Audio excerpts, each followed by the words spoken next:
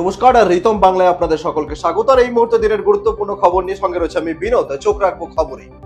New টাউনে খুন বাংলাদেশের এমপি আনোয়ারুল আজিম। গত 12 তারিখ কলকাতায় আসে চিকিৎসার জন্য। এরপর সেখান থেকে নিউ টাউনের একটি বিলাসবহুল আবাসনে ফ্ল্যাট ভাড়া নেন আর তারপর থেকে নিখোঁজ হয়ে যায়। এরপরে উদ্ধার হয় নিউ টাউনের বিলাসবহুল আবাসন থেকে মৃতদেহ।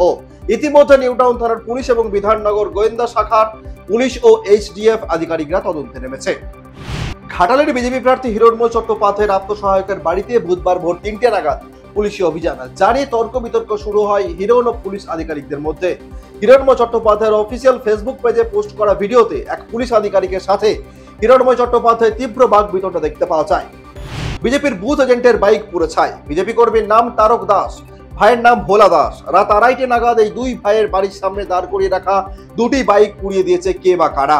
অভিযোগের তীর তৃণমূল কংগ্রেসের দিকে। অভিযোগ অস্বীকার তৃণমূল কংগ্রেসের। সম্প্রতি শিলিগুড়ি রামকৃষ্ণ মিশনে হামলার অভিযোগ উঠেছিল। এই হামলায় প্রদীপ রায় নামে একজনের বিরুদ্ধে মামলা করা হয়েছিল মিশনের তরফে। তবে তিনি পাল্টা মিশনের মহারাজের বিরুদ্ধে জমি দখল করে রাখার অভিযোগ দায়ের করেছিলেন। তবে 15 বছর আগে অন্যত্র চলে গিয়েছেন মহারাজ। প্রশ্ন উঠছে, যিনি এখানেই নেই তার বিরুদ্ধে কিভাবে মামলা হলো? পুলিশও নথি ঠিকমতো না দেখে কিভাবে এফআইআর নিল তা নিয়েও প্রশ্ন উঠছে। মঙ্গলবার শুভেন্দু অধিকারীর ভাড়া বাড়িতে হানা দিয়েছিল পুলিশ, আর এবার সেই নিয়ে মুখ খুললেন অমিত শাহ। তিনি বলেন, মমতা ব্যানার্জি, আমরা বিজেপি, আমরা আপনার পুলিশকে ভয় পাই না।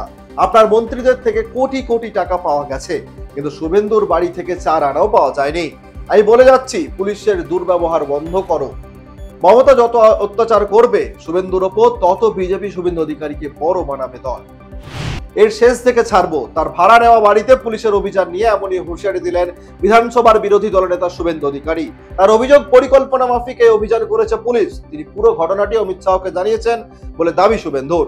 ভাড়া বাড়িতে পুলিশ অভিযান নিয়ে হুঁশিয়ারি শুভেন্দুর। বেশ কয়েকদিন ধরে বিতর্কের মধ্যে রয়েছেন রাজ্যপাল সিভি আনন্দ বোস। প্রথমে রাজভবনের এক অস্থায়ী মহিলা কর্মীকে শ্লীলতাহানির অভিযোগ উঠেছিল। এরপরে তার বিরুদ্ধে এক নৃত্যশিল্পীকে ধর্ষণের অভিযোগ উঠেছে। আর এই বিতর্কের মাঝে বুধবার দিল্লি গেলেন রাজ্যপাল। সঙ্গে গিয়েছেন ওএসডি সন্দীপ সিং রাজপুত। বঙ্গোপসাগরে ঘূর্ণিঝড় তৈরি অনুকূল পরিস্থিতি তৈরি হচ্ছে, এমনটাই মনে করছেন আবহাওয়াবিদরা।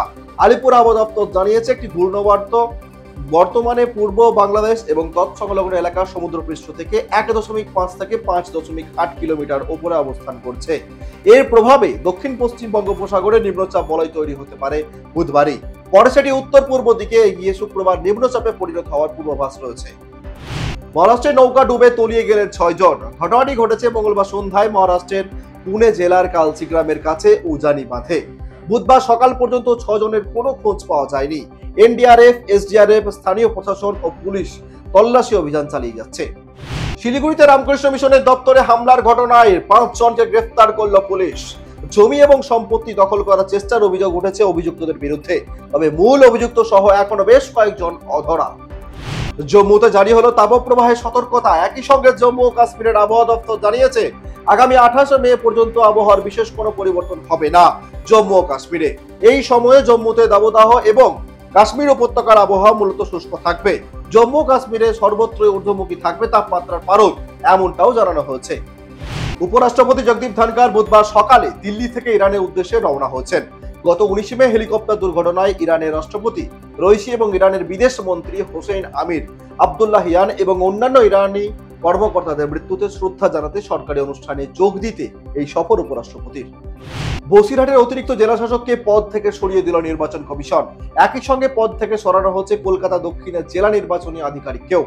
বিজ্ঞপ্তি প্রকাশ করে এই কথা জানিয়েছে নির্বাচন কমিশন। দুজনের কেউই নির্বাচনী কাজে যুক্ত থাকতে পারবেন না বলেও জানিয়ে দিয়েছে কমিশন। আগামী জুন জুলাইয়ে জার্মানিতে ইউরোকাপ। তার আগে 26 সদস্যের স্কোয়াড ঘোষণা করেন পর্তুগাল কোচ রবের্তো মার্টিনেস। তার দলে 39 বছর বয়সী রোনাল্ডো ছাড়াও আছেন দেশটির সবচেয়ে বেশি বয়সী ডিফেন্ডার পেপে। অজয় দেবগনের ছবি ময়দান নিয়ে তুমুল আলোচনা হয়েছিল। ময়দানের অভিনেতাদের বিষয়বস্তু এবং অভিনয় বেশ প্রশংসিত হয়েছে। ভারতীয় ফুটবলের স্বর্ণযুগের সাক্ষী হলো ময়দান। অজয় দেবগন, প্রিয়মণি এবং অন্যান্য অভিনেতাদের অভিনয়ের কারণে ময়দান ছবিটি হিট হয়। এখন ওটিটিতে মুক্তি পেয়েছে ময়দান ছবিটি।